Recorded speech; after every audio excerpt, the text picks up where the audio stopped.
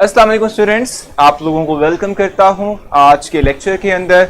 और आप तमाम स्टूडेंट्स से मैं पहले कह रहा था लेकिन आपकी आवाज़ मेरी आवाज़ आप तक नहीं पहुंच पा रही थी, तो मैंने आप लोगों से कहा था कि कल हमने खुद से ही डिसाइड किया था कि हम अब इससे ऑनवर्ड एक फॉर्मेट सेट कर लेते हैं, क्योंकि अगर मैं जो है आप लोगों को स्लाइड्स प्रोवाइड करता हूँ और स्लाइड्स को डिस्कस करता हूँ ड्यूरिंग द लेक्चर, तो समहाउ आप लोगों के लिए थोड़ा बहुत ये बोरिंग सा एलिमेंट आ जाता है। ठीक है, तो अपने इस लेक्चर को, और क्योंकि अब हमारे पास इनऑर्गेनिक आ रही है, तो इनऑर्गेनिक में आप जानते ही हैं कि जो है समहाउ हम ये बात जानते हैं कि इनऑर्गेनिक के अंदर जो चैप्टर्स हैं वो थोड़े बहुत लेस कॉन्सेप्चुअल, मोर इंफॉर्मेशन उसके अंदर होती है, तो इसलिए थोड़ा सा आपके लिए एलिमेंट जो है बोरिंग लगता है आप लोगों के लिए। ठीक है, सो हम करेंगे क्या, हम करेंगे ये कि फिर आज मैं आप लोगों को एक टॉपिक समराइज कर दूंगा, जैसे पहले पीरियोडिक टेबल के हवाले से थोड़ी सी इंफॉर्मेशन प्रोवाइड कर दूंगा, और उसके बाद फिर हम चलेंगे टूवर्ड्स द एमसीक्यूज। मैं आप लोगों के लिए एमसीक्यूज लेकर आऊंगा और आप लोगों के साथ एमसीक्यूज को शेयर करूंगा। मैंने आप लोगों के लिए ऑलरेडी जो है चैप्टर 1 के तमाम ऑलमोस्ट टॉपिक्स की जो है नोट्स को शेयर कर दिया है कैंपस डिराइव पे।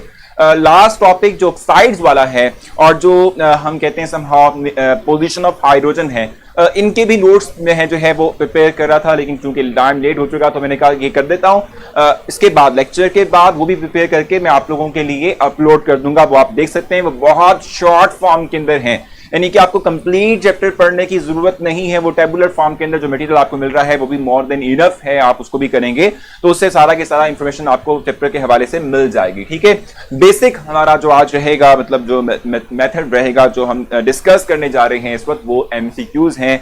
एमसीक्यूज को हम मौखी तौर पे देखेंगे और इससे मुतालिक हम जो है जज करेंगे कि किस तरीके से आंसर की तरफ पहुंच सकते हैं। ठीक है भाई, अच्छा स्टार्ट कर देता हूं। चैप्टर 1 के हम स्टार्ट से लेकर जो पीरियोडिक टेबल वाला काम है वो सारा के सारा हम पहले एक दफा रिवाइज कर लेते हैं शॉर्टर फॉर्म के अंदर, नॉट लेंथियर, शॉर्टर फॉर्म में रिवाइज कर लेते हैं एक दफा। ठीक है, और उसके बाद फिर जो है हम चलेंगे एमसीक्यूज की तरफ, हम एमसीक्यूज की जो है प्रैक्टिस करेंगे।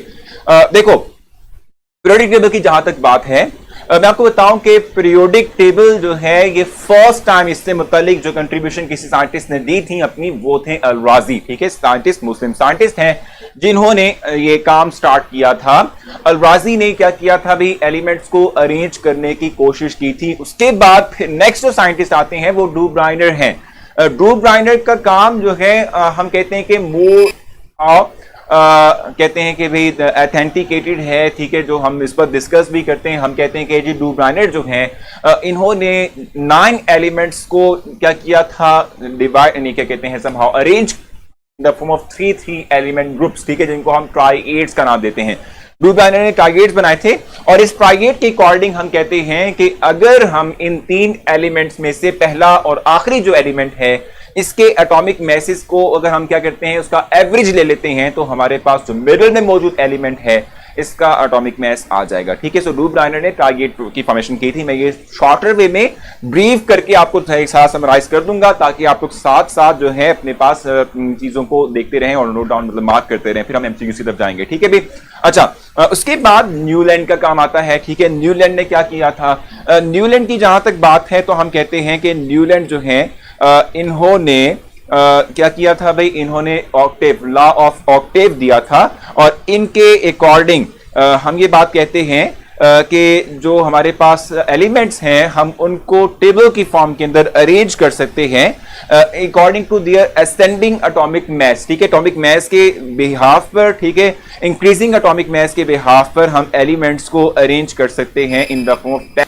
टेबल। ठीक है, और हम ये बात कहते हैं इनके अकॉर्डिंग लॉ ऑफ ऑक्टेट में इन्होंने कहा था कि जब भी हम एलिमेंट्स को अरेंज करते हैं in the form of table, ठीक है, तो हर फर्स्ट और 8 एलिमेंट जो है इनकी प्रॉपर्टीज एक दूसरे से मैच करती है। नहीं, हम कहते हैं समहाउ इंक्रीजिंग एटॉमिक मास की बेस पर एलिमेंट्स को अरेंज करते हुए हर फर्स्ट और 8 एलिमेंट की प्रॉपर्टी एक दूसरे के साथ मैच करेगी, एक दूसरे से रिलेट करेगी। ठीक है, ये अकॉर्डिंग टू हम कहते हैं न्यूलैंड, ठीक है, जिन्होंने हमें ये लॉ ऑफ ऑक्टेव जो है हमें प्रोवाइड किया था। ठीक है, उसके बाद देखो न्यूलैंड के जो है जो उन्होंने एलिमेंट्स को अरेंज किया था, मैं बताऊं आपको कि ऑलमोस्ट 56 एलिमेंट्स जो थे उनको अरेंज किया था न्यूलैंड ने अपने लॉ ऑफ ऑक्टेव के थ्रू। ठीक है, ये बात कहते हैं कि जो एलिमेंट्स उस वक्त तक डिस्कवर हो चुके थे, तमाम एलिमेंट्स को तो उन्होंने अरेंज कर दिया था, लेकिन उनमें फ्री स्पेसेस नहीं छोड़ी थी उन एलिमेंट्स के लिए कि जो बाद में डिस्कवर हुए। ठीक है, और इसमें बहुत से प्रॉब्लम्स थे। ठीक है जी,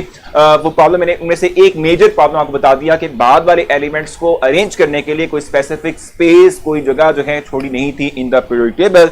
इसे हम कहते हैं कि वो फिर रिजेक्ट हुआ और मेंडलीव जो है, ठीक है, उन्होंने अपना न्यू पीरियोडिक टेबल इन 1871, ठीक है जी, रशियन साइंटिस्ट हैं, ठीक है, जिन्होंने पेश किया। ठीक है, मेंडलीव की जहां तक बात है तो मेंडलीव ने लॉ, जो पीरियोडिक लॉ दिया था, पीरियोडिक लॉ का मतलब सिंपली तौर पे क्या होता है कि किस बेस पर एलिमेंट्स जो हैं, ठीक है, अरेंज किए जाएंगे। ठीक है, किस बेस पर एलिमेंट्स को क्या किया जाएगा, पीरियोडिक टेबल में लगाया जाएगा, जोड़ा जाएगा। ठीक है, उन्होंने पीरियोडिक लॉ दिया था और पीरियोडिक लॉ के अकॉर्डिंग भी उनके मुताबिक भी यही था कि अगर हम एलिमेंट्स को अरेंज करते हैं असेंडिंग एटॉमिक मास की बेस पर, तो एलिमेंट्स जो हैं उनकी प्रॉपर्टीज रिपीट करती हैं। ठीक है, elements will repeat their properties. ठीक है, एक स्पेसिफिक जो है हम कहते हैं कि नंबर ऑफ एलिमेंट्स के बाद एलिमेंट की जो प्रॉपर्टीज हैं वो रिपीट करेंगी इटसेल्फ, अपने आप को जो है वो नहीं आप कहते हैं रिपीट करेंगे। ठीक है जी, सिमिलर काइंड ऑफ जो है प्रॉपर्टीज हम देखेंगे क्या आएगी।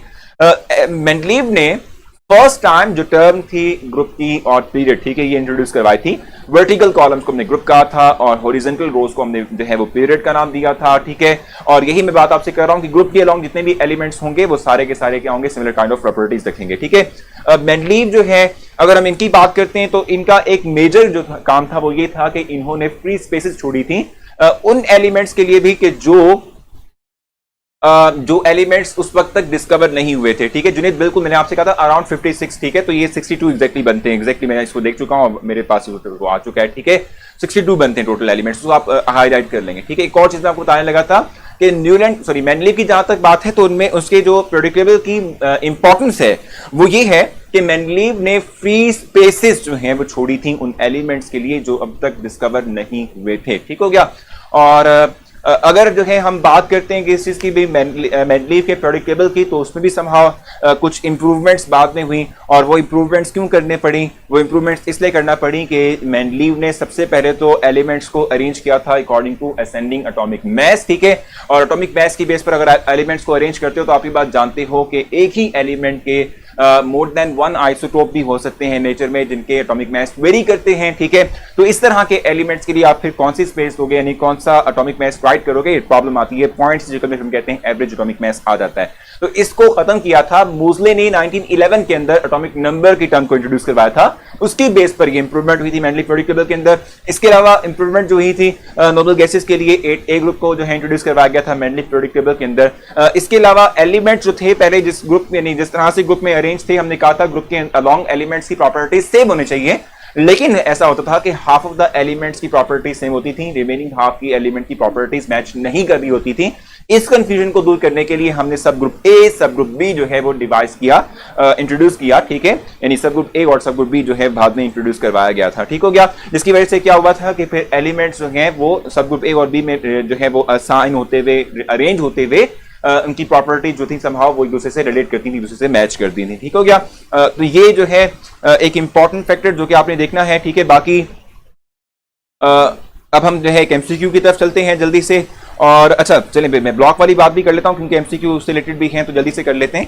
अच्छा, इंप्रूवमेंट की जहां तक बात की हम देखते हैं, अगर मॉडर्न पीरियोडिक टेबल की बात करते हैं तो मॉडर्न पीरियोडिक टेबल जो है इसकी अगर हम बात करते हैं, भी देखो बुक में 1911 लिखा हुआ है। अगर आप देखें तो आपकी ये टेक्स्ट बुक है और टेक्स्ट बुक के पेज नंबर 2 पे अगर आप देखें तो ये मेंशन यहाँ पे किया हुआ है कि after the discovery of atomic number by Moseley in 1911। So 1911, it's not 1913, it's 1911। ठीक हो गया। अच्छा, अब थोड़ा सा मैं आपको फर्दर लेके चलता हूँ आगे।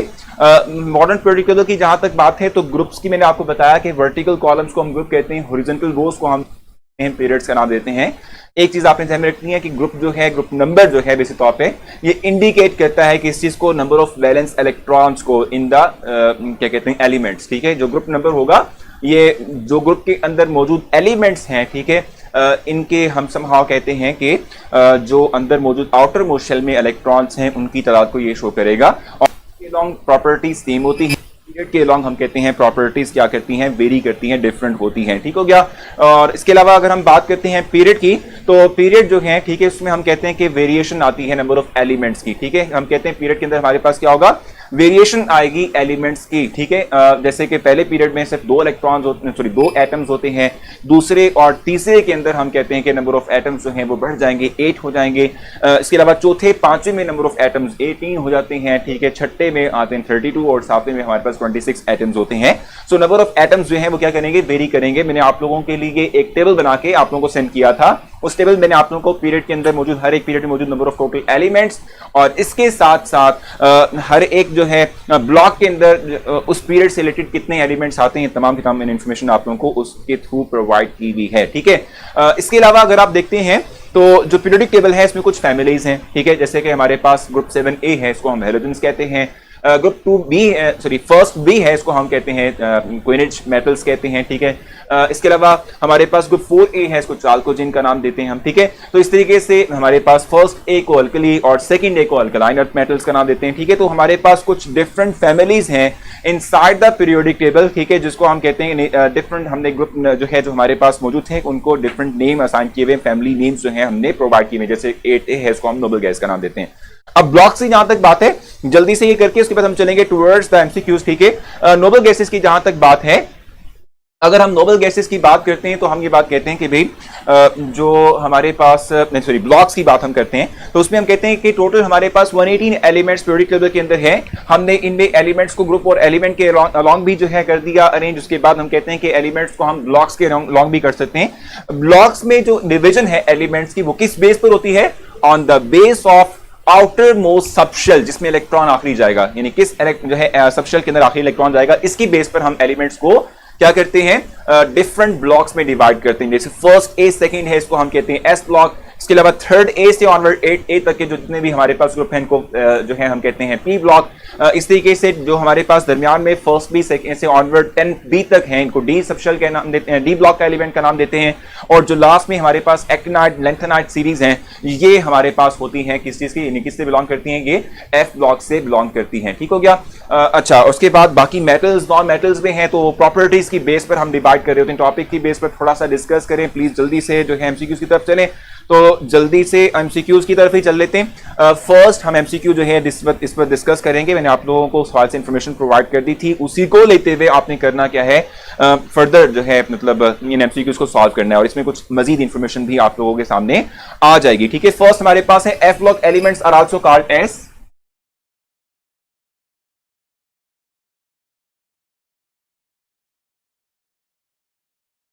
first F block elements are also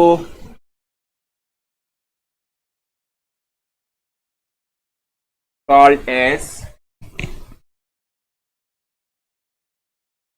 इनको हम फर्स्ट, हमारे पास ऑप्शन जो है ये इनर ट्रांजिशन है,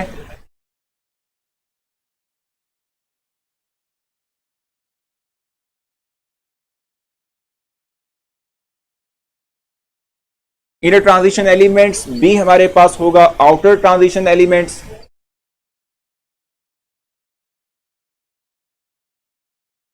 ठीक है, इस तरीके से हम इनको क्या कह सकते हैं भी, इनको हम एक्टिनाइड्स और लैंथेनाइड रेयर अर्थ एलिमेंट्स कह सकते हैं।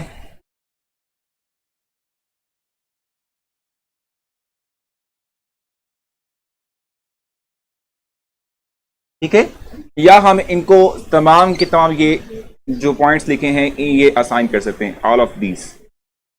तो अब जल्दी से बताएं कि इसमें से कौन सा ऑप्शन ठीक हो सकता है।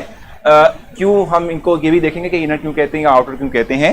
सर पर जिंक को एस ब्लॉक में रखना चाहिए था, बता कहने से पर जिंक को एस ब्लॉक में रखना चाहिए था। देखो मैं आपको बताऊं कि ये जो हमारे पास ट्रांजिशन सीरीज में फर्स्ट ट्रांजिशन सीरीज है, आप इसमें देखेंगे कि जो हमारे पास एलिमेंट्स के जो हम कहते हैं कि इलेक्ट्रॉन्स की जो अरेंजमेंट है, ठीक है, इलेक्ट्रॉन्स की जो अरेंजमेंट हमारे पास है उसमें हम 4s को फिल कर रहे होते हैं। ठीक है, 4s को फिल करते हैं और 3d को फिल कर रहे होते हैं। ठीक है, 3d हमारा अंडर फिलिंग प्रोसेस होता है और 4s हम कहते हैं कंप्लीट होता है उसके अंदर। ठीक है, फर्स्ट ट्रांजिशन के अंदर। ठीक हो गया।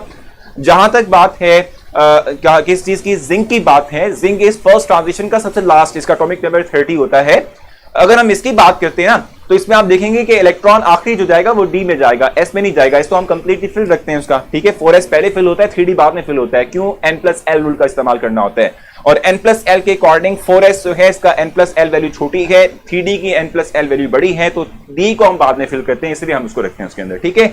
तो इसका आंसर, पॉसिबल आंसर जो है वो सिर्फ और सिर्फ इनर ट्रांजिशन एलिमेंट्स हैं, ठीक है। D block elements, sorry F block elements जो हैं, ठीक है, इनको हम कहते हैं ये इनर ट्रांजिशन एलिमेंट्स कहलाते हैं। जो डी ब्लॉक एलिमेंट्स हैं इनको आउटर ट्रांजिशन एलिमेंट्स कहते हैं। और इसके अलावा अगर मैं आपसे कहूं कि और कौन सी जो है, यानी ये जो रेयर अर्थ मेटल्स हैं, ठीक है, ये हमारे पास रेयर अर्थ एलिमेंट्स का मतलब क्या होता है, तो rare earth F block elements को ही कहते हैं, ठीक है। लेकिन मैं आपको बता दूं कि ऑल ऑफ दीज आप सिलेक्ट इसलिए नहीं कर सकते क्योंकि ये डी ब्लॉक से बिलोंग करता है, ये डी ब्लॉक का हिस्सा होगा, ठीक है। डी ब्लॉक के रिलेटेड ये हम कहते हैं इंफॉर्मेशन हमारे पास है, ठीक है जी। सो हम इसको नहीं कर सकते, ठीक है। आपने देखा ना, alkali metals and alkaline earth metals जिसको हम कहते हैं, ठीक है। सो ये earth metals, rare earth metals क्यों है? क्योंकि ये हमारे पास है, इनकी मिकदार हम समहाउ कहते हैं कि लिमिटेड होती है, कम होती है। सो ए ऑप्शन होगा। और इनर क्यों कहते हैं इसको? इनर ट्रांजिशन का मतलब सिंपली तौर पे क्या होता है? ट्रांजिशन का मतलब आपको पता होना चाहिए। ट्रांजिशन का मतलब होता है इलेक्ट्रॉन का एक्साइट और डी एक्साइट होना, ठीक है। इलेक्ट्रॉन्स का क्या करना? एक्साइट और डी एक्साइट होना, ठीक हो गया। तो हम ये बात कहते हैं चूंकि इस एफ ब्लॉक एलिमेंट के अंदर जो transition most of the time होती है वो इनर, जो हमारे पास हम कहते हैं सबशेल होता है, जिसमें कि डी सबशेल इनर होता है, ठीक है। वो ट्रांजिशन के लिए हम कहते हैं समहाउ जो है इन्वॉल्वमेंट अपनी शो करता है, इसलिए हम इसको इनर ट्रांजिशन एलिमेंट कहते हैं। Outer transition elements D block के लिए शो करते हैं, क्यों? क्योंकि हम कहते हैं कि आखिरी जो इसका सबशेल है वो डी है, उसमें से ट्रांजिशंस होंगी, इनर में से नहीं होती, आउटर में से होती हैं यहाँ पर, इसलिए इसको आउटर कहते हैं। रेयर अर्थ एलिमेंट्स भी इन्हीं को ही कहते हैं, एफ ब्लॉक एलिमेंट्स को ही हम क्या कहते हैं? रेयर अर्थ एलिमेंट्स का नाम भी देते हैं, ठीक है जी। लेकिन मैं आपको बताऊं कि इसमें जस्ट समझाना था आपको कि कौन कौन से points related to F block हो सकते हैं। सो इसमें जो राइट ऑप्शन यहां पर आएगा वो होगा ए एंड सी, ठीक है। यहां हम राइट करेंगे ए एंड सी, एग्जैक्टली बिल्कुल ए एंड सी होगा। लेकिन जस्ट इस पॉइंट के थ्रू आपको समझाना था कि एफ ब्लॉक का मतलब क्या होता है। नहीं, एफ ब्लॉक एलिमेंट्स को हम क्या कुछ कह सकते हैं, ये भी कह सकते हैं, ये भी कह सकते हैं, ये डी ब्लॉक के लिए आएगा। सो राइट ऑप्शन हमारे पास डी बनेगा, और जिसमें हम कहेंगे कि ए एंड सी, ठीक है, ये हमारे पास हो जाएगा, ठीक है जी। नहीं होता सी भी तो है सही, बिल्कुल सही कहा ना अक्सर। मैंने आपसे कहा कि ऑल ऑफ दीज की जगह पर हम ए एंड सी मेंशन कर सकते हैं, तो वो हमारा बेस्ट ऑप्शन यहां पे बन जाएगा, ठीक है। एक और एमसीक्यू जल्दी से कर लेते हैं। मैंने अभी आपको बताया था कि एलिमेंट्स को हम अरेंज करते हैं डिफरेंट ब्लॉक्स के अंदर। तो मैं आपसे पूछना चाहूंगा कि जो हमारे पास पीरियड है, ठीक है, उसमें हम देखेंगे यहां पर स्टेटमेंट है, third period in the modern periodic table contains how many transition element. ये चीज आपने देखनी है। अच्छा, third period in the modern periodic table, third period in the periodic table. अब ये जो एमसीक्यू है इसमें आपको वो टेबल बड़ा जो है कह लें कि इंफॉर्मेशन प्रोवाइड करेगा, जो आपने जो है ऑलरेडी लिया हुआ है मुझसे टेबल, ठीक है, वो आपको इंफॉर्मेशन प्रोवाइड करेगा एमसीक्यू के हवाले से, ठीक है। वो आपने देखा हो तो फिर आपको जो है पता चल जाएगा। Third period in the periodic table, ठीक है, contains how many transition elements, how many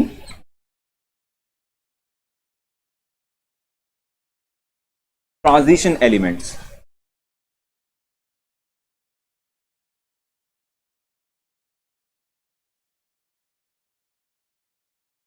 A option आपके पास है कितनी भी 2 की,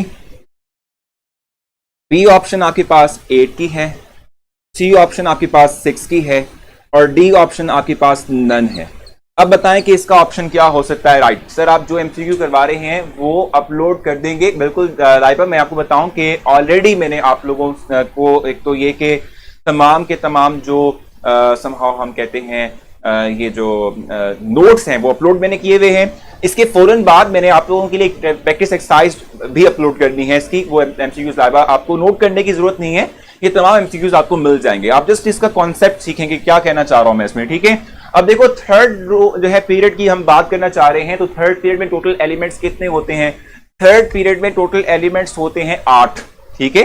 टोटल एलिमेंट्स थर्ड पीरियड में 8 होते हैं। 2 होते हैं एस ब्लॉक से और बाकी रिमेनिंग 6 जो होते हैं वो पी ब्लॉक से होते हैं। तो इसका राइट ऑप्शन एग्जैक्टली जो है वो डी बनता है। इसमें ट्रांजिशन एलिमेंट्स इसमें होते ही नहीं है, पीरियड 3 के अंदर कोई ट्रांजिशन एलिमेंट नहीं होता। ठीक हो गया। अच्छा, इसी तरीके से which of the following is the greatest period, ठीक है, इज द ग्रेटेस्ट ब्लॉक, ठीक है, इनसाइड द पीरियोडिक टेबल। तो ये आपने देखना है,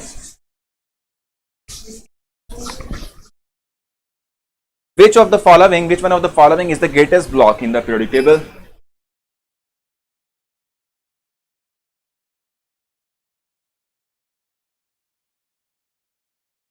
Following is the greatest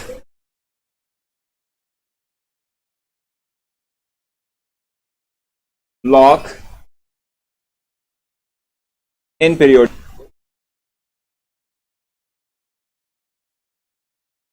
अब उसमें ऑप्शंस आपके लिए ए है एस, बी है पी, सी है डी, एफ हमारे पास एफ आ जाएगा।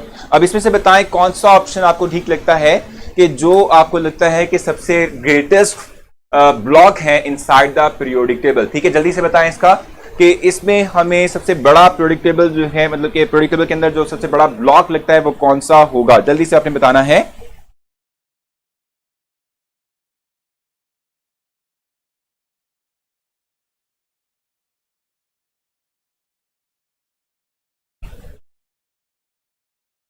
एग्जैक्टली तो सी है हमारे पास। ठीक है, देखो मैं आपको बताऊं कि अगर हम बात करते हैं डी ब्लॉक की, मैंने आपको पहले ही बताया था कि फर्स्ट बी से लेकर 10th बी जो है, ये तमाम के तमाम एलिमेंट सिर्फ और सिर्फ जो है डी ब्लॉक के अंदर आते हैं। सो डी ब्लॉक हमारे पास जो है, इसमें नंबर ऑफ एलिमेंट्स ज्यादा होते हैं, सबसे मैक्सिमम होते हैं डी ब्लॉक के अंदर। ठीक है, as compared to F, as compared to P, as compared to S. तो ये डी ऑप्शन इसका राइट बनेगा। इसमें नंबर ऑफ एलिमेंट सबसे ज्यादा होते हैं। डी देखो बन नहीं सकता, ये जो डी वाला ना हमारे पास, इसको मैंने एफ कर दिया है, ये जो डी हमारे पास ऑप्शन है ना, ठीक है, ये बन इसलिए नहीं सकता क्योंकि इसमें सिर्फ एक्टिनाइड और लेंथेनाइड सीरीज ही आती है। इसमें सिर्फ और सिर्फ लेंथेनाइड एक्टिनाइड सीरीज आती है, और वो एलिमेंट्स जो हैं वो उनकी तादाद कम है as compared to even P block elements. ठीक है जी, इसलिए हम कहते हैं कि सबसे बड़ा जो हमारे पास ब्लॉक जिसमें नंबर ऑफ एलिमेंट्स ज्यादा हैं वो डी ब्लॉक एलिमेंट सही होगा। ठीक है, जल्दी से आगे चलते हैं।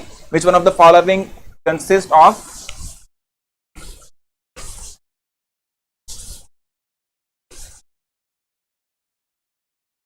which one of the following set consists of coinage metals?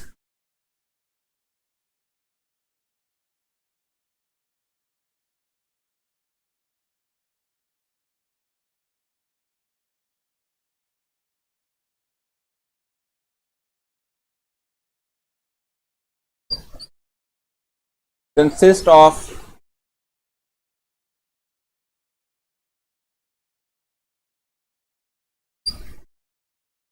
coinage metals।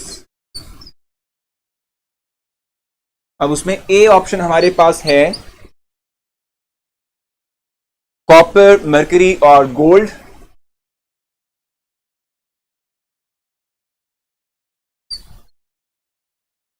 B option हमारे पास क्या है भाई, सर बोर्ड की ब्राइटनेस कम कर दें भी।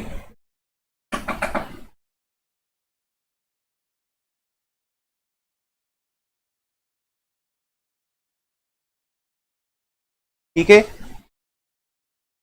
अच्छा, तो मैं आपसे कह रहा था ए फर्स्ट ऑप्शन इसका जो है वो है कॉपर। ठीक है जी, इसके अलावा हम कहते हैं मरकरी और गोल्ड। बी ऑप्शन हमारे पास इसके अंदर क्या है, कॉपर, सिल्वर और मरकरी।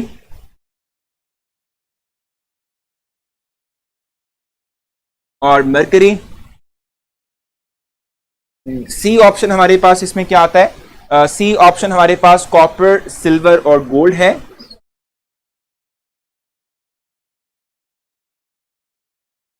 और डी ऑप्शन हमारे पास इसके अंदर क्या बनती है, ये है ऑल ऑफ दीज। मुझे बताएं कि इसमें से कौन सा बेस्ट ऑप्शन है।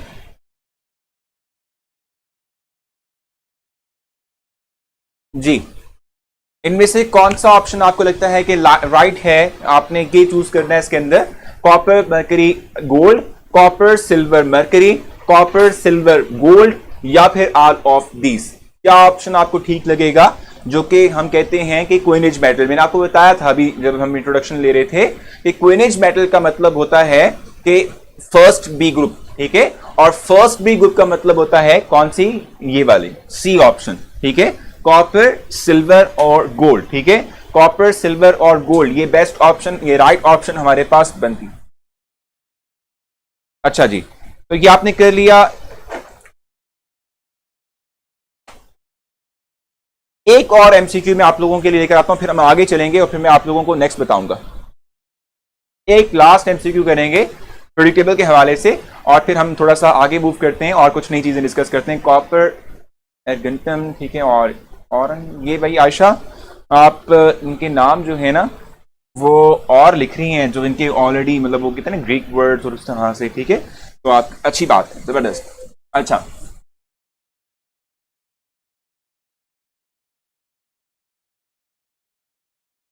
इसी तरीके से नेक्स्ट वन हमारे पास है all are isoelectronic species accept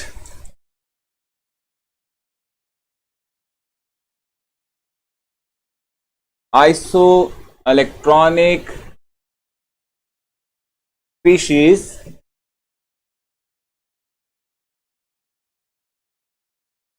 accept, ठीक है। अब ऑप्शंस आप देखें कि कौन कौन सी हमारे पास। ए ऑप्शन देख लें, फर्स्ट ऑप्शन है N-3 और O-2।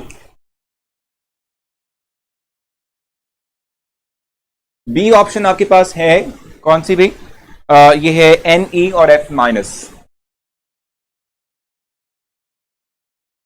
सी ऑप्शन आपके पास है सोडियम प्लस और Al+3।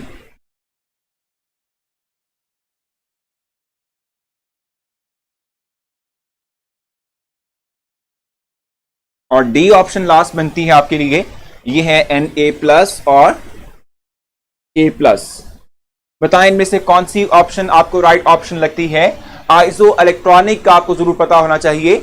Iso electronic means having same number of electrons. तो बताएं इनमें से कौन सी ऑप्शन आपको लगती है कि ठीक है, यानी ठीक से मतलब ये है कि आपने बताना है कि तमाम के तमाम आइसो इलेक्ट्रॉनिक होंगी, इनमें से कोई एक सेट ऐसा है जो आइसो इलेक्ट्रॉनिक नहीं है, नहीं उस कंडीशन को फुलफिल नहीं कर रहा, उस बात को फुलफिल नहीं कर रहा जो हम कह रहे थे। तो बताएं इनमें से कौन सा ऑप्शन आपको ठीक लगेगा।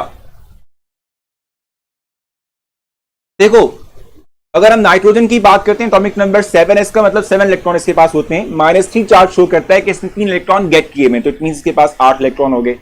ऑक्सीजन की जहां तक बात है तो हम कहते हैं कि इसका एटॉमिक नंबर क्या होता है, 8, ठीक है। अच्छा, यहां पे भी एक मसला है, यहां पे भी मसला है, यहां पे भी मसला है, ठीक है, आपने देखना इसको है। अच्छा, इसका एटॉमिक नंबर क्या होता है हमारे पास, 8। यहां पे देखें, एटॉमिक नंबर इसका 7 है, 3 इलेक्ट्रॉन इसने गेट किए हुए, तो ये हो जाएगा 10। एटॉमिक नंबर 8 है, 2 इलेक्ट्रॉन इसने गेन किए, तो हो जाएगा 10, ठीक है। नियॉन की जहां तक बात है, एटॉमिक नंबर इसका 10 होता है, तो ये 10 इलेक्ट्रॉन कैरी करता है। फ्लोरीन की जहां तक बात है, एटॉमिक नंबर इसका 9 होता है और ये 1 इलेक्ट्रॉन गेट किए हुए इसने, तो ये 10 हो जाएंगे, ठीक है। सोडियम और एल्यूमिनियम की बात है, एटॉमिक नंबर 11 होता है, इसके पास 11 इलेक्ट्रॉन होते हैं, इसने एक लूज किया हुआ है, तो इसके पास हो जाएगा 10। एल्यूमिनियम की जहां तक बात है, 13 इलेक्ट्रॉन टोटल होते हैं और ये 3 इलेक्ट्रॉन लूज कर चुका है, 10, ठीक है। सोडियम की बात करते हैं, +1 में इसके पास 10 इलेक्ट्रॉन होंगे और पोटाशियम जो है इसका एटॉमिक नंबर 19 होता है, ठीक है, तो इसके पास 18 इलेक्ट्रॉन है। सो डी ऑप्शन हमारे पास वो होगा कि जो आइसो इलेक्ट्रॉनिक नहीं है, बाकी सारे के सारे आइसो इलेक्ट्रॉनिक कहलाएंगे, ठीक है। अब हम आगे जाएंगे और मैं आप लोगों को कुछ नई चीजें डिस्कस करवाऊंगा, आप लोगों से कुछ नई चीजें जो है शेयर करूंगा। अब हम चलेंगे towards the periodicity, periodic table and periodicity, यानी फिजिकल प्रॉपर्टीज के मुतालिक बात करेंगे और फिर उसके एमसीक्यूज को समहाउ थोड़ा बहुत डिस्क्राइब करेंगे, ठीक है। सबसे पहले सर, ऑक्सीजन पर -4 है चार्ज। देखो मैं आपको बताऊं, -2 है ऑक्सीजन पर, -2 रखा हुआ है, -2 है ये, ठीक है। इसको थोड़ा सा आपने देख लेना है कि ये -2 आप -4 समझ रहे हैं, -2 है, तो इट मींस कि 8 इलेक्ट्रॉन इसके पास यूजुअल होते हैं। सो 8 + 2 करेगा तो ये हो जाएगा कितना, ये टोटल बन जाएगा हमारे पास 10, ठीक हो गया। अब देखो एटॉमिक साइज फर्स्ट हम बात करेंगे।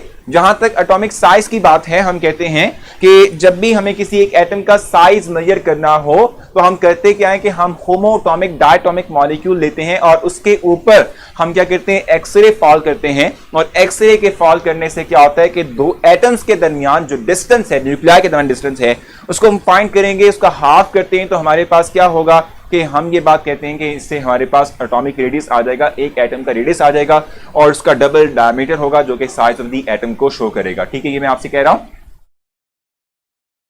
ये न्यूक्लियस, ये एक एटम, ये न्यूक्लियस, ये दूसरा एटम। ठीक है, अब आप एक्सरे फॉल करते हैं तो यहां से लेकर यहां तक का जो डिस्टेंस है वो आप निकालेंगे, इसका आप अगर हाफ करते हैं तो ये हमारे पास क्या हो जाएगा, रेडियस। ठीक है, सो इससे आप किसी भी एटम के जो साइज है, ठीक है, वो मेजर कर सकते हैं एग्जैक्टली तौर पे। ठीक है, और जहां तक बात है किसी चीज की साइज की, तो हम कहते हैं कि एटॉमिक साइज हमेशा डाउन द ग्रुप क्या करता है, वो इंक्रीज करता है। ठीक है, डाउन द ग्रुप हमेशा क्या करता है, इंक्रीज करता है। रीजन क्या है, नंबर ऑफ शेल्स की इंक्रीजमेंट होती है down the group. Her consecutive जो आने वाला नया एलिमेंट होगा, ठीक है, जैसे कि हम कहते हैं कि लिथियम है, उसके बाद सोडियम आएगा, फिर पोटाशियम आएगा, फिर रुबिडियम आएगा। ठीक है, तो हर एक एलिमेंट जो नेक्स्ट आ रहा है उसके अंदर एक इजाफी शेल होगा, इसलिए हम कहते हैं एटॉमिक जो है साइज बढ़ेगा। इसके अलावा क्या है कि जैसे जैसे आप नंबर ऑफ जो है नंबर ऑफ शेल्स बढ़ाएंगे, वैसे वैसे जो न्यूक्लियस और आउटर मोस्ट शेल के दरमियान कशिश है, इलेक्ट्रोस्टैटिक फोर्स है, वो खत्म होगी या कम होगी, समझ खत्म नहीं होगी, कम होगी। ठीक है, due to the presence of intervalent orbitals and electron, इसको शील्डिंग इफेक्ट कहते हैं। तो शील्डिंग इफेक्ट भी बढ़ेगा, साइज बढ़ेगा। अगर हम बात करते हैं अलोंग द पीरियड, ठीक है, तो हम ये बात कहते हैं कि अलोंग द पीरियड हम जब बात करेंगे तो अलोंग द पीरियड हम कहते हैं कि एटॉमिक साइज डिक्रीज करता है। Why? Because of increase in nuclear charge. जब न्यूक्लियर चार्ज के इंक्रीज करने का मतलब क्या होता है कि एटॉमिक नंबर बढ़ेगा। तो एटॉमिक नंबर के बढ़ने का मतलब है कि उसमें नंबर ऑफ प्रोटॉन, न्यूक्लियस के अंदर नंबर ऑफ प्रोटॉन बढ़ेंगे, पॉजिटिव चार्ज इनहांस होगा। जब पॉजिटिव चार्ज इनहांस होगा तो इलेक्ट्रॉन को और स्ट्रांगली तौर पे अपनी तरफ अट्रैक्ट करेगा। ठीक है, इसलिए हम कहते हैं कि अलोंग द पीरियड हमारे पास एटॉमिक साइज क्या करता है, डिक्रीज होता है, श्रिंक करता है। ठीक हो गया। और इसकी best suitable example lanthanide contraction, actinide contraction है, जिसमें हम कहते हैं कि जब हम अलोंग द पीरियड मूव करते हैं तो उसमें gradual decrease in atomic size radius होता है, जिसको हम लेंथेनाइट कंट्रैक्शन का नाम दे रहे होते हैं। ठीक हो गया। जहां तक आयनिक रेडियस की बात है तो आयनिक रेडियस का मतलब सिंपली तौर पे क्या होता है कि स्पेसिफिक आयन का जो रेडियस को हम आयनिक रेडियस कहते हैं, कि हमारे पास जो आयनिक स्पीशी में, यानी आयनिक जो स्पीशी हमारे पास मौजूद है, इसमें एक स्पेसिफिक जो पॉजिटिव या नेगेटिव चार्ज है, ठीक है, इसका जो साइज होगा इसको हम आयनिक जो है वो रेडियस होगा, इसको आयनिक रेडियस कहते हैं। सर, जो आपने टेबल दिया उसमें रिस्पॉन्सिबल फैक्टर्स का क्या मतलब है? रिस्पॉन्सिबल फैक्टर्स का मतलब होता है जो इफेक्ट क्रिएट करते हैं। जैसे मैंने आपको बताया कि साइज जो है, ठीक है, ये चेंज होता है with change in number of shells, ये चेंज होता है with change in number of क्या कहते हैं, नंबर ऑफ ऑर्बिटल्स, ये चेंज होता है with change in number of क्या कहते हैं, समहाउ ये जो शील्डिंग इफेक्ट है उसके वेरी करने से, ठीक है, हम कहते हैं कि इसमें इफेक्ट होता है और वो वेरी करता है। तो रिस्पॉन्सिबल फैक्टर्स का मतलब है कि कौन से फैक्टर्स जो हैं इफेक्ट करेंगे, इफेक्टिंग फैक्टर्स हम समाव कह सकते हैं। ठीक है, अच्छा, आयनिक रेडियस की जहां तक बात है, देखो जब भी आप आयंस के रेडियस को कंपेयर करते हो तो हमेशा आपने आइसो आयनिक स्पीशीज लेनी है। आइसो आयनिक स्पीशीज का मतलब क्या होता है कि एक ही चार्ज उन पर हो, यानी कि लेट्स सपोज आप अगर जो है कंपैरिजन कर रहे हो लिथियम, सोडियम, पोटेशियम, रुबिडियम का, तो इन तमाम के ऊपर जो चार्ज है, चार्ज की अमाउंट है, मैग्नीट्यूड है, वो सेम होनी चाहिए। एक आप +1 ले रहे हो, एक आप +3 ले रहे हो, एक आप +4 ले रहे हो, इनके दरमियान कंपैरिजन नहीं चलेगा। रीजन क्या है? Left to right ionization energy decrease होती है। अभी आयनाइजेशन एनर्जी पे जाना है हमने, आयशा थोड़ा सा वेट कर लें, उस पर हम पहुंच जाएंगे। अच्छा, एक और चीज मैं आपको बता दूं, जब भी आप क्या करते हो, न्यूट्रल एटम की बात करते हो, जैसे सोडियम है, ठीक है, इसकी बात करते हो, और एक पॉजिटिवली चार्ज एटम की बात, तो इन दोनों का साइज चेंज होता है। इन दोनों का साइज हम कहते हैं वेरी करता है। हम कहते हैं न्यूट्रल एटम का साइज जो है हमारे पास बड़ा होता है, लेकिन जो केटाइन बनता है उसके थ्रू इलेक्ट्रॉन डोनेट करने के बाद, ठीक है, तो हम कहते हैं कि ये जो केटाइन बनेगा इसका साइज पेरेंट एटम से छोटा होगा। रीजन क्या है? जब आप एक इलेक्ट्रॉन लूज करवाते हो तो नंबर ऑफ इलेक्ट्रॉन कम हो चुके हैं, प्रोटॉन यानी पॉजिटिव चार्ज बढ़ चुका है, तो पॉजिटिव चार्ज स्ट्रांगली अट्रैक्ट करता है इलेक्ट्रॉन को टुवर्ड्स इटसेल्फ, जिसकी वजह से क्या होता है कि अट्रैक्शन की फोर्स बढ़ने की वजह से जो एटॉमिक साइज है वो श्रिंक कर जाएगा। ठीक है, और इसके कंपैरिजन के अगेंस्ट अगर हम बात करते हैं किसी ऐसे एटम की जो न्यूट्रल और नेगेटिव हो, इसमें हम कहते हैं कि हमेशा इनायनिक साइज जो है वो बड़ा होता है as compared to parental. Reason क्या है? नंबर ऑफ इलेक्ट्रॉन आप बढ़ा दोगे तो न्यूक्लियस की यानी कि पॉजिटिव चार्ज की attraction pull along on the electrons, ठीक है, वो कम हो जाती है। इसलिए हम कहते हैं कि एटॉमिक साइज जो है वो क्या करता है, एक्सपेंड होना शुरू होता है, वो श्रिंक के बजाय एक्सपेंड हो जाएगा। ठीक हो गया, तो ये आपने इंफॉर्मेशन अपने पास रखनी है। इनायनिक साइज बढ़ता है इस तरह से, देखो मैं बताऊं, इनायनिक साइज बढ़ेगा इसलिए कि नंबर ऑफ इलेक्ट्रॉन उसमें बढ़ जाएंगे, न्यूक्लियस की ग्रिप इलेक्ट्रॉन पे कम हो जाएगी, इसीलिए हम कहते हैं इनायनिक साइज में इंक्रीजमेंट अचीवमेंट आती है जब इलेक्ट्रॉन कोई एक एटम गेन करता है। ठीक हो गया। अच्छा, यहाँ पर उसने जो है एग्जाम्पल के तौर पे सोडियम और जो है जो क्लोरीन है उसकी एग्जैक्टली तौर पे मेंशन की हुई है, जो साइज मेंशन किए हैं वो भी आपने नोट डाउन करने हैं आनिक रेडियस के अंदर। और मैंने आपसे बताया कि आपने आइजो इलेक्ट्रॉनिक्स जो आइजो हम कहते हैं कि इनआनिक स्पीशी या कीटानिक स्पीशी है उनका कंपैरिजन करना है।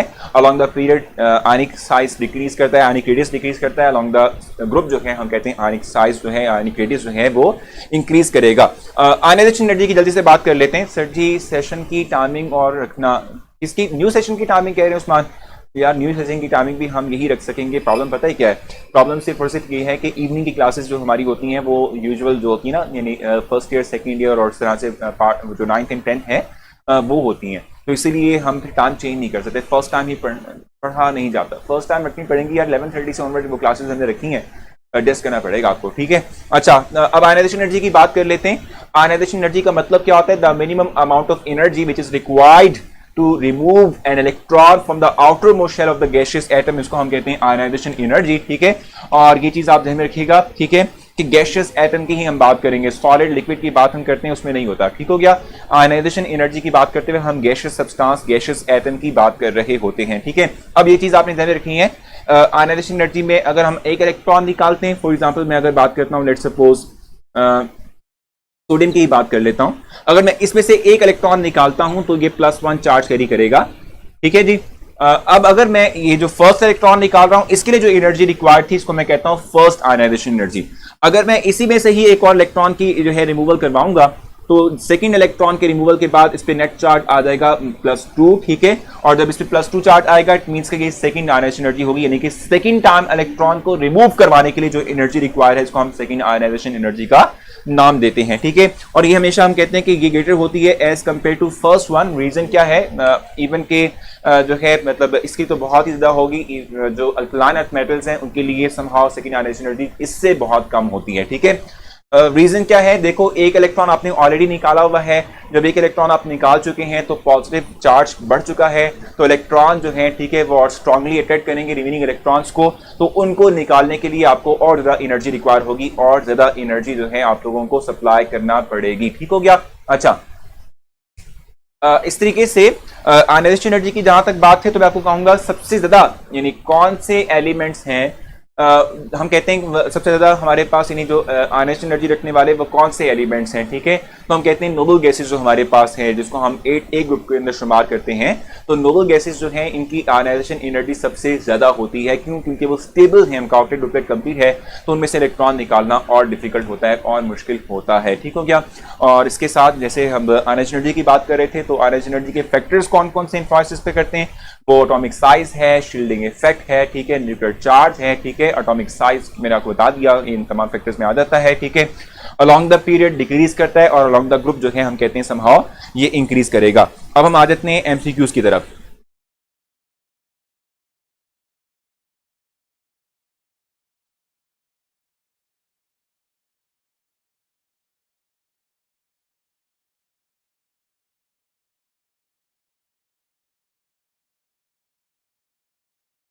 अच्छा जी, एक जो है एमसीक्यू हम कर लेते हैं जल्दी से।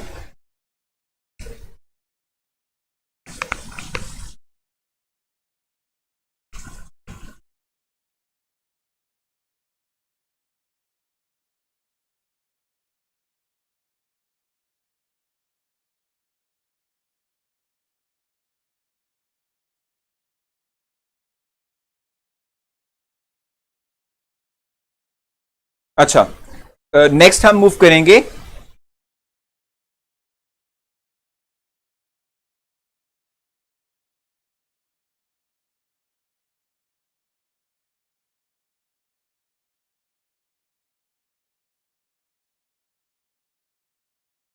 अच्छा, यहां पर आपने इसका आंसर देना है। It is only if you want to prepare for first. चलिए चलेंगे, ठीक है। और हम इस वक्त स्टेटमेंट लिखते हैं और उसकी पॉसिबल ऑप्शंस लिखते हैं। Which one of the following element has the highest greatest first ionization energy? Which one of the following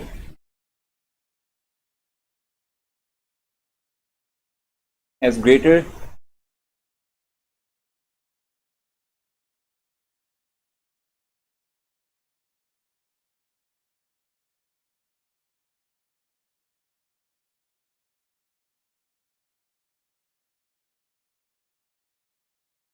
इसमें ऑप्शंस हमारे पास कौन कौन सी हैं? फर्स्ट वन है लिथियम, बी ऑप्शन हमारे पास बनती है बेरिलियम, सी ऑप्शन बनती है फ्लोरीन, डी ऑप्शन बनती है नियॉन। अब बताएं इसमें से कौन सा बनेगा राइट ऑप्शन? जल्दी से क्वेश्चन का आंसर दें जल्दी से। जो मैंने आपको बताया नोबल गैसेस की ज्यादा क्यों होती है? फर्स्ट अगर दैट इज अगर देखा जाए तो प्रोटॉन का सेम ही होते हैं विद रिस्पेक्ट टू एलिमेंट। तो मैं आपको बताऊं कि ये जो आप कह रहे हैं नोबल गैसेस की ज़्यादा मतलब नोबल गैसेस जो हैं ठीक है, इनकी आयनाइजेशन एनर्जी ग्रेटर क्यों होती है? रीज़न यही है कि ऑलरेडी जो हमारे पास नोबल गैसेस हैं वो स्टेबल होती हैं। इनर्ट क्यों कहते हैं? क्योंकि रिएक्ट नहीं करते हैं। रिएक्ट क्यों नहीं करते? क्योंकि उनको चाहिए नहीं इलेक्ट्रॉन। मजीद क्यों नहीं चाहिए? इसलिए नहीं चाहिए भी कि उनका ऑक्टेट भी कंप्लीट है, उनका डुप्लेट भी कंप्लीट है, तो उनको इलेक्ट्रॉन रिक्वायर ही नहीं है। एग्जैक्टली देखो मैंने अभी आपसे कहा था कि जो नोबल गैसेस होती हैं ठीक है, ये समहाउ ज़्यादा हम कहते हैं कि मोर स्टेबल होती हैं, तो इसलिए स्टेबल होने की बुनियाद पर इनको बहुत लेस अमाउंट ऑफ एनर्जी जो है वो दरकार होती है, नहीं चाहिए होती है। इसी तरह से इसको एक मॉडिफाई कर लेते हैं, इसी को मॉडिफाई कर लेते हैं थोड़ा सा।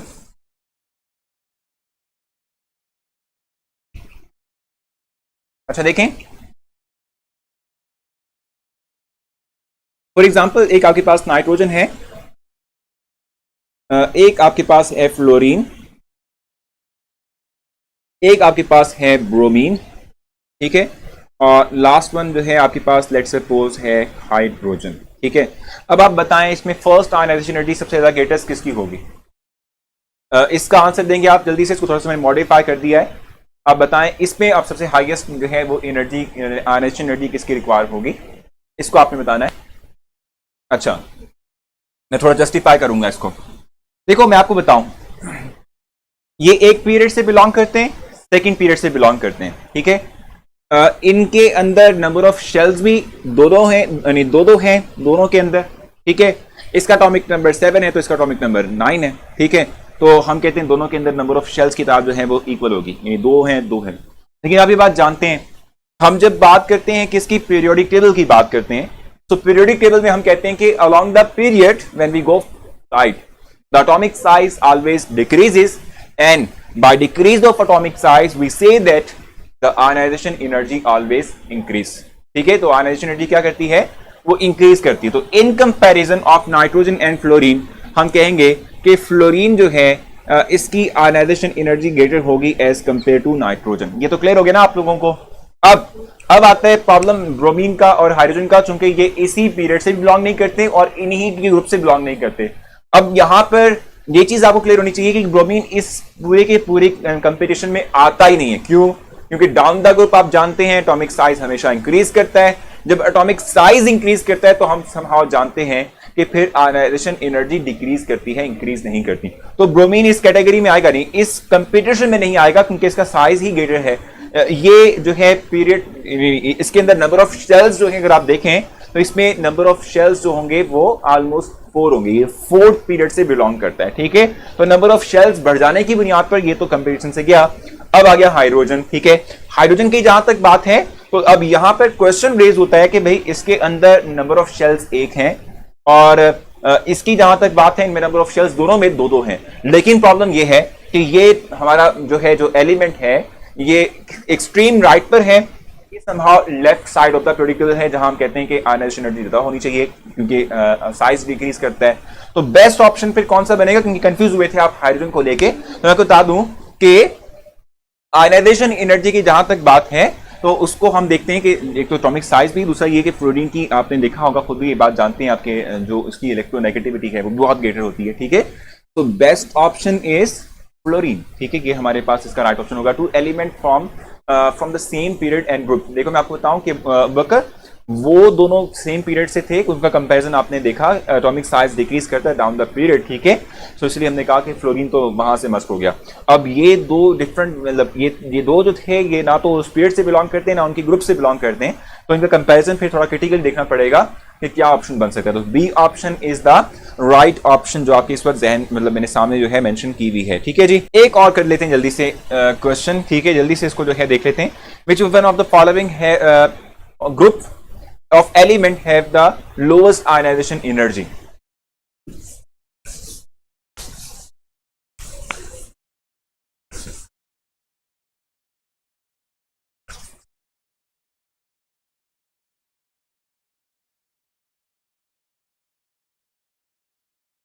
Which one of the following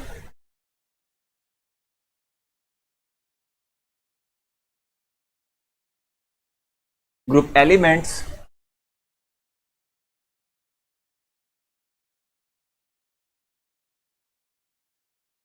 have get lowest ionization energy? ठीक है, किन की आयनाइजेशन एनर्जी सबसे लोएस्ट होती है? ऑप्शंस आपके पास ए है, ए ऑप्शन हमारे पास क्या है भाई, 7 यानी 8A, बी ऑप्शन है 7A, सी ऑप्शन है 4A और डी ऑप्शन हमारे पास है सेकंड ए। अब आप बताएंगे कि कौन सा ऑप्शन जो है राइट बनता है? सर जी सबसे ज्यादा आयनाइजेशन एनर्जी हीलियम की ही है और बाद में है किसकी? हाइड्रोजन की, बाद में है हाइड्रोजन की। देखो मैं बताऊं, हीलियम ये नोबल गैसेस के अंदर है और हमने ये बात पढ़ी थी, नोबल गैसेस जो हैं वो हमेशा आयनाइजेशन एनर्जी ग्रेटर रखते हैं, आयनाइजेशन एनर्जी इनकी काफ़ी ज़्यादा होती है। ठीक है, बिल्कुल सही कह रहे हैं। और हाइड्रोजन की जो है जाहिर सी बात है साइज़ की वजह से हम कहते हैं इसकी भी आयनाइजेशन एनर्जी काफ़ी ज़्यादा होती है। सर जी मेरा कमेंट पढ़ लें प्लीज़। मैंने पढ़ लिया, अभी बताएं कौन सा कमेंट है आपका, इस पर बताएं राइट ऑप्शन कौन सा बनता है। सो इट मीन्स आप लोगों ने इस चीज़ को आइडेंटिफाई कर लिया, ये सी ऑप्शन इसका राइट ऑप्शन बनेगा। और सी की रीजन क्या है राइट ऑप्शन होने की? रीजन ये है, देखिए आपने बात पढ़ी भी है कि जब भी हम पीरियोडिक टेबल की बात करते हैं तो लेफ्ट टू राइट जाते हुए हमेशा आयनाइजेशन एनर्जी क्या करती है? डिक्रीज करती है, सॉरी इंक्रीज करती है। ठीक है, तो हम चूंकि ग्रुप्स की बात कर रहे हैं और ग्रुप्स का आपस में कंपैरिजन कर रहे हैं, अलॉन्ग द ग्रुप की बात नहीं कर रहे, ग्रुप्स का कंपैरिजन कर रहे हैं। इट मींस के हम ये देखना चाह रहे हैं कि एक्सट्रीम लेफ्ट साइड पे कौन सा ग्रुप है, एक्सट्रीम राइट साइड पे कौन सा ग्रुप है और उसके अकॉर्डिंग बताएं किसकी आयनाइजेशन एनर्जी कम होगी, किसकी आयनाइजेशन एनर्जी ज्यादा होगी। तो चूंकि फर्स्ट ए जो है ये एक्सट्रीम जो है हमारे पास उस जगह पर है, लेफ्ट टू राइट क्योंकि हम चाहते हैं तो लेफ्ट साइड पर है। ठीक है, तो इसलिए लेफ्ट साइड पर होने की बुनियाद पर इसकी आयनाइजेशन एनर्जी सबसे कम होती है और राइट साइड पर इस पर होने की वजह से इसकी सबसे ज्यादा आयनाइजेशन एनर्जी होगी। ठीक है जी, क्लियर हो चुके हैं आप लोगों को ये? अब मैं आप लोगों का टेस्ट जो आज का है वो स्टार्ट कर देता हूं। आयनाइजेशन एनर्जी का टेबल देखें सर। देखो भाई, आयनाइजेशन एनर्जी का टेबल आपको मैंने प्रोवाइड किया हुआ है। ठीक है, और वो आपने जरूर देखना है क्योंकि जो है उसके अंदर मैंने मजीद इंफॉर्मेशन आप लोगों को दी हुई है। ठीक है, तो आपने जरूर देखना है। ठीक हो गया? अब मैं आप लोगों का जो टेस्ट है वो स्टार्ट कर देता हूं ताकि आप लोग जो है आज का टेस्ट अटेम्प्ट कर सकें। तो ऑलमोस्ट 40 सेकेंड्स रिमेन है जिसके बाद आप लोगों का टेस्ट कंप्लीट हो जाएगा। और इस तरह से है कि अब आयनाइजेशन एनर्जी तक हमने गो थ्रू किया है, कल हम इस चैप्टर को कंप्लीट करेंगे। मैं आप लोगों के लिए प्रैक्टिस एक्सरसाइज के एमसीक्यूज आज ही से अपलोड कर दूंगा, वो पूरे चैप्टर के होंगे, आप उसे कीजिएगा, बहुत आसान है, इतनी मुश्किल नहीं है। और मैंने आपसे कहा कि ऑक्साइड्स वाला और पोजीशन ऑफ हाइड्रोजन वाला टॉपिक उस पर रहता है स्लाइड्स के अंदर, नोट्स के अंदर, वो मैं अपडेट कर दूंगा आप लोगों के नोट्स। ठीक है, वो अभी आप डाउनलोड कर लेना, मैं आपके लिए उसकी जो जब अपलोड करूंगा तो उससे रिलेटेड एक जो है पोस्ट भी कर दूंगा, वो आपको मिल जाएगी। ठीक है भाई, बाकी जल्दी से आप इसको कंप्लीट करें। बहुत ज़बरदस्त भी आज आप लोगों की कुछ इंप्रूवमेंट है, अच्छा है, क्योंकि देखो चैप्टर बहुत आसान था, इतना मुश्किल चैप्टर नहीं है। इसमें बहुत सी चीज़ें आपने फर्स्ट डे पे पढ़ी हुई हैं और वो आप पढ़ कर भी आ चुके हैं, बेसिक कॉन्सेप्ट्स आपके शार्प हैं, तो मुझे नहीं लगता कि आपको इसमें प्रॉब्लम आनी चाहिए थी। और देख भी रहा हूँ कि बहुत कम प्रॉब्लम है, ज़्यादा प्रॉब्लम नहीं है। ठीक है, तो मैंने आपसे कहा कि अब इंशाल्लाह जो है कल हम इससे ऑनवर्ड कैरी करेंगे, कल इस चैप्टर को हम कंप्लीट भी करेंगे और मैं आप लोगों के लिए प्रैक्टिस एमसीक्यूज अपलोड कर दूंगा, उससे आप प्रैक्टिस कीजिएगा। ठीक है, और वो देखिएगा, उसमें प्रॉब्लम आती है तो मैं आपके लिए पोस्ट करूंगा, उस पर ही आप मुझसे कमेंट करके पूछ सकते हैं। वैसे हमने कल भी जो है लेक्चर के दौरान उनमें से ही क्वेश्चंस को देखना है। ठीक है, तो अपना ख्याल रखिएगा, कल मिलते हैं इंशाल्लाह। और उम्मीद है कि आप लोगों को आज ये वाला फॉर्मेट समझ आया होगा, अच्छा लगा होगा कि भाई हमने कुछ ना कुछ पहले देख लिया, जो है टॉपिक को रिवाइज कर लिया, फिर एमसीक्यूज को देख लिया। ठीक है, सो ये जो पैटर्न है उसमें आपको थोड़ा सा अच्छा लगा होगा और इंटरेस्टिंग भी इस सेंस में कि आपकी जो है कंट्रीब्यूशन आ जाती है। क्योंकि पहले हम देख रहे थे कि सिर्फ जो है हम क्या कहते थे कि जस्ट जो टॉपिक्स थे इनको गो थ्रू कर लेते थे, तो प्रॉब्लम आती थी कि फिर आप लोगों की जो है इतनी इंटरेक्शन नहीं रह पाती थी, आप लोग थोड़ा बहुत बोरियत वाला एलिमेंट फील करते थे। एमसीक्यू नंबर 4 उकाशा कह रहे हैं, मैं आपको बताऊं कि कल जो मतलब मैं आऊँगा ना, तो उसमें आज के जो एमसीक्यूज थे उसमें से कुछ एमसीक्यूज कल से रिलेटेड भी, कल के टॉपिक से रिलेटेड भी हैं, मैं कल उकाशा आपको बता दूंगा। ठीक है, तो अपना ख्याल रखिएगा। टाइम बहुत थोड़ा था, टाइम थोड़ा नहीं होता यार, पूरा पूरा होता है। ठीक है जी, मिलते हैं इंशाल्लाह, अल्लाह हाफिज़। अपने कल मिलते हैं इंशाल्लाह। अच्छा कल नहीं, आज 7 बजे मिलना है हमने, याद रखिएगा 7 बजे का सेशन आपके लिए बहुत इंपॉर्टेंट है, मेजर पाकिस्तान की यूनिवर्सिटीज़ के बारे में मैं आप लोगों को बताऊंगा। 7 बजे मिलते हैं इंशाल्लाह, अल्लाह हाफिज़।